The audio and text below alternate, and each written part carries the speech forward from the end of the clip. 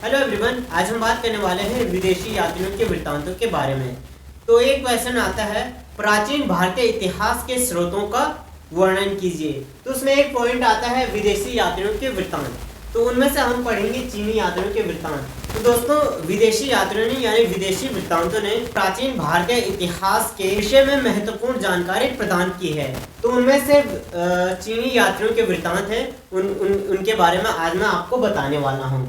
तो चीनी यात्रियों के वृत्तांत, फायान, ह्यूनसांग और इत्सिंग, ये तीन जो यात्री थे वो चीन से भारत आए। आइए इनके बारे में बताता हूँ।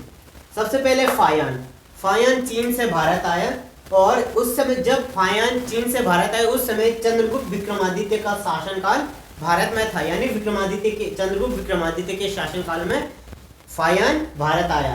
फायान जो था वो चंद्रगुप्त विक्रमादित्य के शासनकाल में भारत आया था, और बौद्ध धर्म का ज्ञान प्राप्त करने, वो बौद्ध धर्म की जो तीर्थ स्थल थे, जो तीर्थ स्थान थे, उन स्थानों की यात्रा करने के लिए फायान भारत आया। 405 ईस्वी से 411 ईस्वी तक वो भारत में रहा, और इन्होंने एक पुस्तक लिखी जिसका नाम था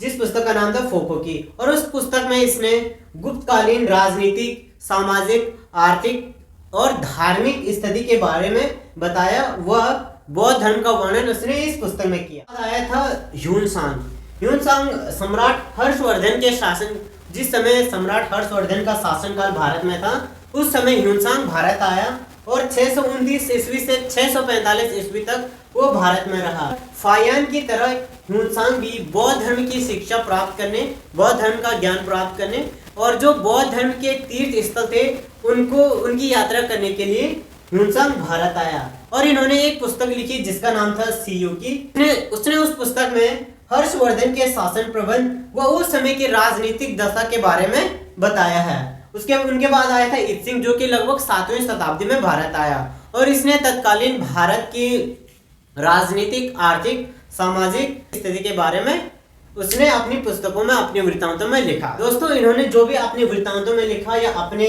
पुस्तकों में लिखा, प्राचीन भारत में कहते थे कि जो भी लोग किसी दूसरे देश से भारत में आते हैं या किसी भी देश में जाते हैं, तो वो लोग उस समय की जो वहाँ से सुनते हैं, जो देखते हैं, जो महसूस करते हैं, वही अपने वृत्तांतों में, अपने पुस्तकों में या अपनी रचनाओं में वो लिख देते थे।